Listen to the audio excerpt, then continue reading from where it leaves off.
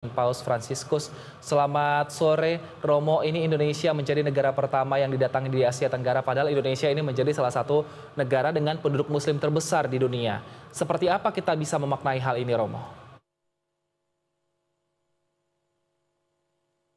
Sorry, bisa diulang lagi, tadi agak putus. Baik, Romo, ini kan Indonesia menjadi negara yang pertama dikunjungi oleh Paus Fransiskus di Asia Tenggara, padahal Indonesia ini menjadi salah satu negara dengan penduduk Muslim terbesar di dunia. Nah, kita bisa memaknainya ini seperti apa, Romo?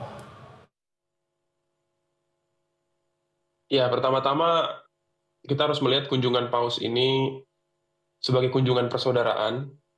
Ya, ada sesuatu yang dilihat oleh Paus dari Indonesia, negara yang sangat luas, yang sangat beragam, yang mayoritasnya umat Muslim, tapi masyarakatnya bisa hidup berdampingan meskipun beda suku, ras, dan agama. Ya, apalagi kita memiliki satu ideologi bersama, Pancasila, dan saya kira itu yang dilihat sangat baik oleh Paus. Makanya Paus ingin datang, ingin bersyukur bersama, ingin juga menyapa kita, sekaligus juga dia membawa seluruh mata dunia untuk melihat bahwa inilah keberagaman yang menjadi kekuatan negara dan bangsa kita, ya. Apalagi nanti Paus Fransiskus juga akan mengunjungi dua simbol gedung atau tempat ibadah yang berdampingan, ya. Ya, meskipun hanya dua, tapi saya rasa maksudnya jelas, ya. Ini bukan hanya bicara soal katedral mewakili Katolik dan Istiqlal mewakili teman-teman yang Muslim, tapi ini untuk semua, ya. Untuk semua agama yang ada di Indonesia, bahwa kita mau menunjukkan kepada dunia Indonesia itu sungguh beragam, tapi justru bisa hidup dalam keharmonian dan persaudaraan satu sama lain. Saya kira itu.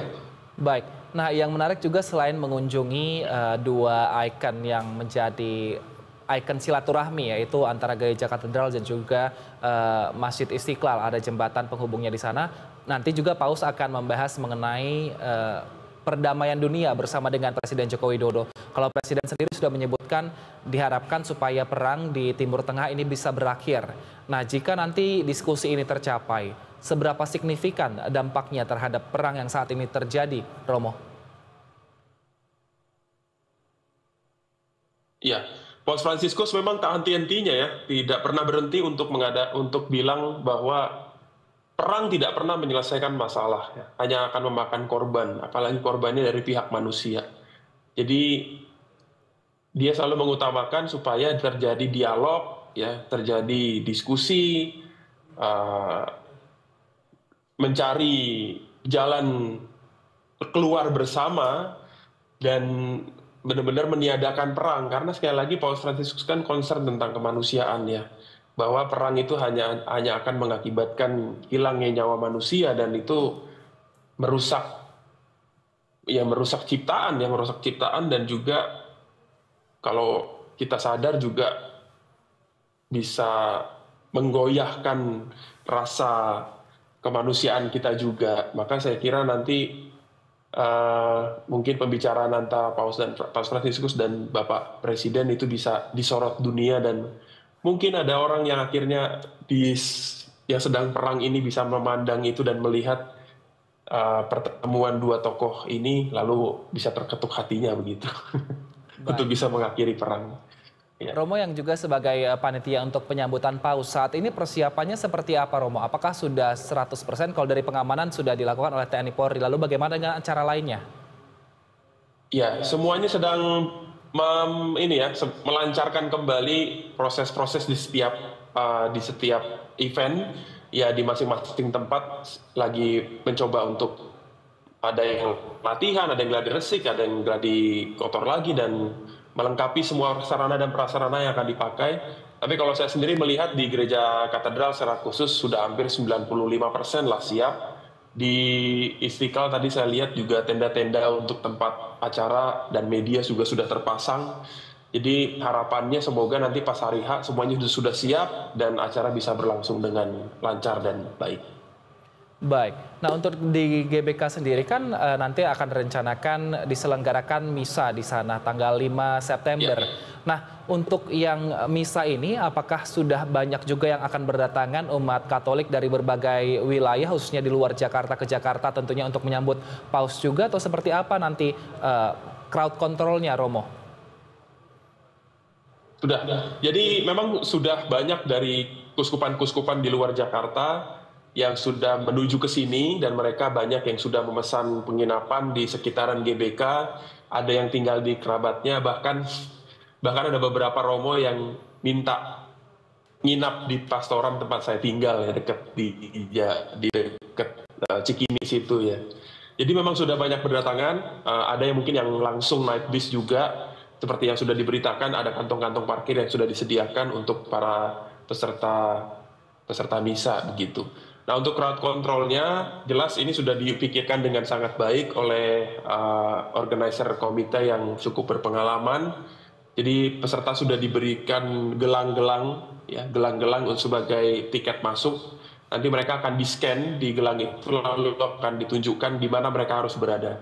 Lalu di luar katedral, di luar GBK juga ada stand-stand makanan dari UMKM yang binaan Gereja Katolik dan binaan dari GBK. Jadi tenang saja, pasti nggak akan kelaparan juga di sana. Mereka bisa makan dan minum sebelum masuk merayakan misa di GBK. Jadi semua hal teknis-teknis yang kecil-kecil sudah dipikirkan. Jadi umat tinggal datang, bawa tiket, dan membawa diri dan mempersiapkan diri supaya bisa ikut merayakan syukur bersama dengan Paus Fransiskus dengan penuh kegembiraan. Baik, tapi kalau secara keseluruhan kan tidak hanya Indonesia yang dikunjungi oleh Paus Fransiskus, tapi juga ada Singapura, Papua Nugini, dan juga negara lain. Nah ini sebenarnya kunjungan Paus Fransiskus ini untuk berkeliling sejumlah negara ini apa, Romo? Iya, kunjungannya kan ke 4 negara ya. Indonesia pertama, lalu nanti tanggal 6 berangkat ke Papua Nugini, dari Papua Nugini lanjut ke Timor Leste, dari Timor Leste lanjut ke Singapura sebagai negara terakhir sebelum beliau kembali ke Roma. Nah, 4 negara ini kan memang berada dalam satu kawasan ya, di Asia Tenggara. Asia jauh lah, Asia tapi masih jauh lagi ke Tenggara ya. Sebetulnya kalau saya rasa, Paus ini ingin konsisten dengan apa yang ia ajarkan dalam tulisan-tulisan apostoliknya kepada kami, bahwa dia menginginkan gereja yang kotor, gereja yang terluka karena pergi keluar, pergi ke tempat-tempat yang jauh, pergi ke tempat-tempat yang mungkin tidak pernah terpikirkan, tempat-tempat yang nggak pernah terlihat oleh dunia. Dan dia lebih menginginkan gereja yang seperti itu, dan dibandingkan dengan gereja yang malah mengurung dirinya sendiri di tempat yang nyaman lalu sakit karena itu.